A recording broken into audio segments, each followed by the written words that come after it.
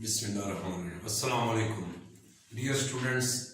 आज जो हम टॉपिक पढ़ने जा रहे हैं बहुत इंपॉर्टेंट टॉपिक है मैथ में। ये हमारी बुक में इस टॉपिक को जस्ट टच करके आगे निकल गया हुआ है, लेकिन अगर एंटी टेस्ट के हवाले से मैं देखूँ तो ये बहुत ज़्यादा इंपॉर्टेंट टॉपिक है। बहुत ज़्यादा एंटी टेस्ट के एमसीक्यूज इसी में से बनते हैं और हम इस टॉपिक को बहुत डिटेल से डिस्कस करेंगे। तो इसके साथ जो पिछले टॉपिक हैं उनको भी ध्यान से देखा करें ताकि आपको जो बेसिक आहिस्ता से शुरू आपको अंडरस्टैंडिंग हो सके।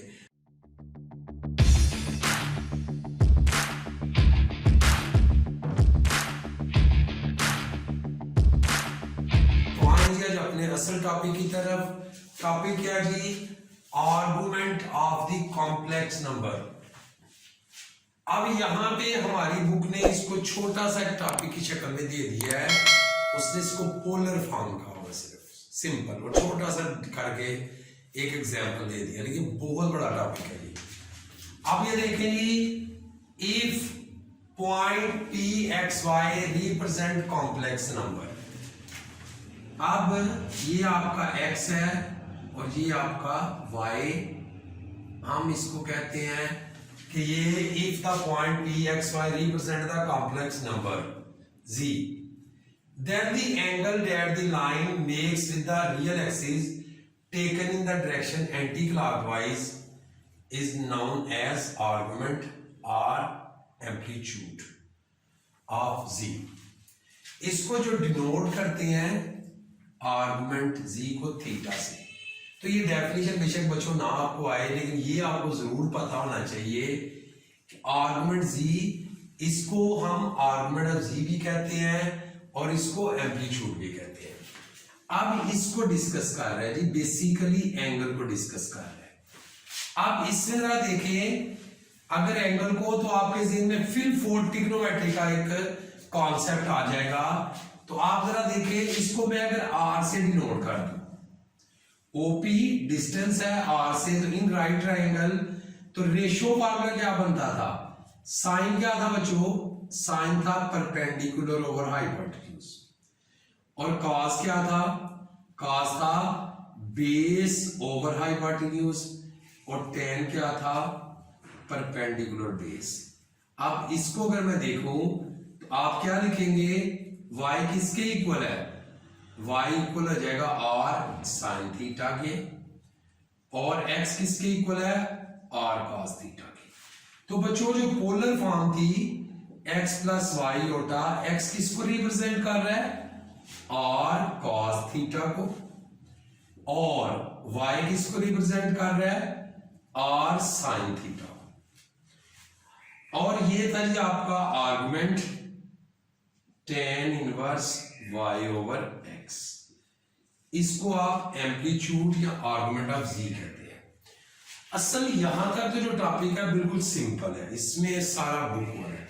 अब हम इसको फर्दर डिटेल में डिस्कस करने लगे हैं, वो देखेंगे। अब जी आर्गुमेंट जो होगा लाई करेगा हमेशा 0 to 2 पाई, ये तो मुकम्मल करेगा। लेकिन असल जो एंटी टेस्ट में आता है वो आर्गुमेंट इस तरह नहीं आता, वो ज्यादातर प्रिंसिपल आर्गुमेंट आता है। तो प्रिंसिपल आर्गुमेंट क्या है जी? What is the principal argument of the complex number? तो इसको बेटा समझना है, तो इसके लिए एक की पॉइंट है, इसको याद रखना है, लाजमी याद रखना है कि argument of the complex number depend on the quadrant in which it लाई। कि ये आपको पता होना चाहिए कि किस क्वाड्रेंट में लाई करता है। क्वाड्रेंट से मुराद आप देखें, अगर आप फर्स्ट ये है तो सबसे पहले जो आप जेल नशीन कर लें कि जो प्रिंसिपल आर्गुमेंट होता है ये बच्चों हमेशा माइनस पाई और पाई के दरमियान होगा। एक चीज तो अंडरस्टूड हो गई कि आपका जब भी आंसर आएगा माइनस पाई और पाई के दरमियान आएगा, किसमें? जब वो principal argument of the complex number कीगा। आप जरा देखें, अगर आपके पास इस तरह एंगल है, एम्पलीट्यूड है, आर्गुमेंट है, तो ये फर्स्ट क्वाड्रेंट में है, तो इसका क्या आएगा जी? थीटा आ जाएगा। लेकिन अगर ये सेकंड क्वाड्रेंट में हो तो फिर आप किस तरह लिखेंगे? देखें यहां से लेके यहां तक क्या आता है 180, तो इसका मतलब ये हिस्सा जो बनेगा ये बनेगा पाई माइनस थीटा। क्यों जी? ये टोटल जो हिस्सा है ये एंगल अगर ये कंप्लीट पाई है तो पाई माइनस थीटा निकाल लेंगे। तो ये देखिए अभी तक आपने जब ये फर्स्ट क्वाड्रेंट में होगा थीटा, सेकंड में होगा पाई माइनस थीटा, तो इसके बिटवीन है। आंसर कहाँ रहना चाहिए? -180 और 80 के दरमियान। लेकिन जब बच्चों आप इसको थर्ड क्वाड्रेंट में लेके जाते हो, अब यहां से आके आपको चीज को अंडरस्टैंड करना पड़ेगा। असूली तौर पे तो ये अगर देखा जाए तो ये क्या कितना बनता है टोटल 270, तो फिर तो होना चाहिए था 3 माइनस थीटा, लेकिन ये हो नहीं सकता। उसकी रीजन क्योंकि हमारे पास जो कंडीशन है प्रिंसिपल आर्गुमेंट्स की वो -पाई से पाई तक है। फिर क्या करें? अब इसका मतलब ये है कि हमने ये चलाया था जी इसको एंटी क्लॉकवाइज। आर्गुमेंट तो हमेशा एंटी क्लॉकवाइज होता है और इसको भी हमने एंटी क्लॉकवाइज चलाया है। एंटी क्लॉकवाइज का तो आपको पता है कि जब वो एंटी क्लॉकवाइज होता है एंगल विल बी पॉजिटिव और जब क्लॉकवाइज होगा तो एंगल विल बी नेगेटिव। अब ये दो तो हमारे निकल आते हैं बेटे, इसका नहीं निकल रहा। अब इसके लिए क्या करें? फिर अगर हम इसको क्लॉकवाइज लेते, अब इसका मतलब क्या होता जी? इसका मीनिंग सेम यही होता। ये देखें यहां से यहां तक ये -1 पाना था पाई, इसका मतलब आप इसको लिख सकते हैं पाई माइनस थीटा। क्यों बच्चे माइनस क्यों आया? क्योंकि ये एंटी क्लॉकवाइज था तो ये पॉजिटिव था, जब ये क्लॉकवाइज हुआ तो नेगेटिव हो गया। अब इसको आप इस तरह भी समझ सकते हैं, आप लिख सकते हैं अगर लिखना चाहें तो मल्टीप्लाई कर लें तो थीटा -पाई भी कर सकते हैं, ये माइनस हो गया ये प्लस, यानी सेकंड क्वाड्रेंट में फर्स्ट में थीटा, सेकंड में पाई माइनस थीटा, थर्ड में -पाई माइनस थीटा, या उसको आप लिख सकते हैं थीटा -पाई।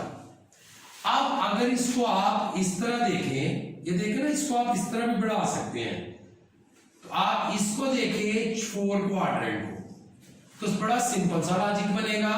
अगर ये सपोज ये 30 है, ये एंटी क्लॉकवाइज है, तो ये इसके ऑपोजिट है। फिजिक्स आपने पढ़ी हुई है कि दोनों एंगल तो सेम है लेकिन डायरेक्शन ऑपोजिट है, तो ये क्या हो जाएगा माइनस थीटा हो जाएगा। जब फर्स्ट क्वाड्रेंट में आपने क्वेश्चन तो देखना है तो वो थीटा है, दोबारा देख लें, फर्स्ट क्वाड्रेंट में थीटा, सेकंड क्वाड्रेंट में पाई माइनस थीटा, और थर्ड क्वाड्रेंट में जो आएगा -पाई माइनस थीटा, या फिर ये लिख सकते हैं और 4 में माइनस थीटा। इसका मतलब थीटा जो होगा फर्स्ट क्वाड्रेंट में आप इस तरह लिखेंगे tan इनवर्स x/y फर्स्ट में, और जब सेकंड होगा तो pi minus tan inverse x/i, theta से मुराद tan इनवर्स x/y, और जब आप थर्ड क्वाड्रेंट में लेंगे तो आप इस तरह लिख सकते हैं इसको tan inverse y/x minus pi, और 4 क्वाड्रेंट में बच्चों tan इनवर्स y/x। तो बच्चों ये अंडरस्टैंडिंग आपको होगी। नहीं बच्चों एग्जांपल की तरफ आते हैं, लेकिन उससे पहले थोड़ा सा जो पढ़ा है उसको मैंने एक साइड पे लिख दिया है कि z हमें पता है कि x प्लस योटा y होता है, x हमारा होता है r cos थीटा और y होता है r sin थीटा, और जब इसको पोलर फॉर्म में लिखेंगे z इक्वल है r cos थीटा और योटा r sin थीटा। सबसे पहला जो स्टेप है, सबसे पहले आपने इसमें से आर्गुमेंट ऑफ z निकालना है, यानी कि थीटा फाइंड करना है, वो होता है tan इनवर्स y/x, और उसके बाद आपने आइडेंटिफाई करना है क्वाड्रेंट को। तो ये ट्रिग्नोमेट्री में आप सबका बहुत शानदार कॉन्सेप्ट है, आपको पता है कि फर्स्ट में ऑल पॉजिटिव, सेकंड में sine and its reciprocal are positive, tan और उसका रेसिप्रोकल ये पॉजिटिव होगा, और 4 में cos और सीकर पॉजिटिव होगा। अब बच्चों इसमें जरा गौर करें, तो ये आप वैसे भी बड़े तरीकों से याद रखते हैं, कोई इसको ऑल स्टूडेंट टेकिंग कैलकुलस, आओ सारे टुर चलिए। 80 सच्चे तुसी झूठे, जिस तरह आपको आसान लगता है उस तरह याद कर सकते हैं। और किसके इक्वल था ये बच्चों, जी मॉड के। हाँ जी, फर्स्ट जो क्वेश्चन था इसमें फाइंड आर्गुमेंट ऑफ। अब इसमें जब आपने प्रिंसिपल आर्गुमेंट फाइंड करना है तो सबसे पहले बेटा स्टेप क्या मैंने बताया था आपको कि आपने थीटा फाइंड करना है, tan inverse y over x। अब जरा गौर करिए तो इसमें जब आप तस्वीर बनाते हैं तो x जो होता है वो रियल एक्सिस है, y इमेजिनरी एक्सिस है। तो इसका मतलब है इमेजिनरी ओवर रियल। तो ये बच्चों क्या बनेगा, इमेजिनरी यहाँ क्या है, कुछ ना हो तो 1 ओवर 1, तो आ गया tan इनवर्स। तो ये किसके इक्वल है, 45 यहाँ पाई बाई 4 के। तो ये बेटा बिल्कुल सिंपल सा क्वेश्चन है। अब इस तरह का अगर क्वेश्चन चले, इसको पहले कर लेते हैं। अब अगर ये देखें तो है तो ये भी वही क्वेश्चन कि जी किसके इक्वल है, लेकिन ये देखें tan inverse y over x। बच्चों इसमें आपका आएगा -1 ओवर -1। अच्छा बजाहिर तो आपको लग रहा है 1 है, 45 आना चाहिए। नहीं बेटा, इसको डायरेक्ट 45 नहीं लिखना। इसमें आप लोगों ने इस चीज का ख्याल करना है कि इसका क्वाड्रेंट देखें तो ये क्वाड्रेंट कहां आएगा, x से रियल से मुराद cos और इमेजिन से मुराद साइन। तो कौन सा क्वाड्रेंट है जहां cos भी नेगेटिव होते हैं और साइन भी नेगेटिव होते हैं, आया कुछ याद? हाँ, थर्ड क्वाड्रेंट। तो बच्चे अगर ये थर्ड क्वाड्रेंट है तो थर्ड क्वाड्रेंट में हमने भी क्या पढ़ा, हमने पढ़ा था कि फर्स्ट में थीटा है, सेकंड में पाई माइनस थीटा है, थर्ड में दो तरीके से लिखा था, हमने लिखा था थीटा माइनस पाई या माइनस उस तरह लिख लो। और ये फोर्थ क्वाड्रेंट अगर इसको करते हो तो ये आ गया आपका पाई बाई 4, ये थीटा हो गया माइनस पाई। अब क्योंकि इसका फार्मूला ये बनता है। अब ये आएगा, एलसीएम ले लेंगे तो ये क्या आएगा, ये आएगा -3 पाई बाई 4। अच्छा इसमें अगर आपके ज़हन में होता है जी वो फार्मूला लगाते इस तरह, फिर भी बच्चों वही आंसर आएगा।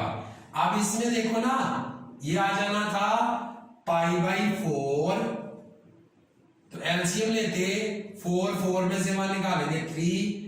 तो देखिए आप दोनों में से जिसको मर्जी यूज करेंगे आंसर सेम आएगा। आंसर को सिर्फ ये चीज का ख्याल रखना है कि ये आंसर है किसके बिटवीन आए, -पाई और पाई के दरमियान। तो ये बेटा आपका आंसर जो आ रहा है -135 है, इन दोनों के दरमियान आ रहा है। अब ये हमने फर्स्ट क्वाड्रेंट का क्वेश्चन किया और ये थर्ड क्वाड्रेंट का। आप ये देखें जी, ये नेक्स्ट क्वेश्चन, इसमें आपके पास जो x है √3 और y क्या है जी -3। जब आप इसका tan इनवर्स लेंगे y ओवर x तो ये क्या आएगा, tan इनवर्स -3 √3। तो हमें तो पता है बच्चों ये प्रॉपर्टी है, ये आ जाएगा तो आएगा tan इनवर्स -√3। तो टेबल में अगर आपको याद हो तो tan इनवर्स √3 किसके इक्वल था, 60, यानी कि पाई बाई 3। अब बच्चों फिर यहां पे आके इस चीज का ख्याल करना है कि क्वाड्रेंट देखना है। अब x पॉजिटिव है y नेगेटिव है, x पॉजिटिव है y नेगेटिव है। तो x पॉजिटिव और y नेगेटिव कहां होता है, 4 क्वाड्रेंट में। तो 4 में आपने क्या पढ़ा था, -थीटा। तो इसकी वैल्यू डायरेक्ट आ गई -पाई बाई 3। तो ये बच्चों आपका आ गया जी 4 क्वाड्रेंट में। अब लास्ट क्वेश्चन बच्चों देख लो इसका। अब इसमें रियल जो है वो नेगेटिव है और इमेजिनरी पॉजिटिव है। इसका मतलब है ये सेकंड क्वाड्रेंट है। x जो है आपका -3 है, y √3 है। तो अब फार्मूला क्या था, tan inverse y over x। तो ये बच्चों आ गया tan इनवर्स √-3। तो बेटा ये आएगा tan इनवर्स -√3। अब 1 ओवर √3 क्या होता है जी, 30, यानी कि पाई बाई 6। लेकिन मसला फिर यहां पे क्वाड्रेंट का, तो सेकंड क्वाड्रेंट क्या कहता है, पाई बाई 6। तो ये आ जाएगा 5π/6। तो बच्चों ये सिंपल से क्वेश्चन है, इसी तरह के आप मजीद क्वेश्चन अपने से बना के उसे सॉल्व कर सकते हैं। अल्लाह हाफिज।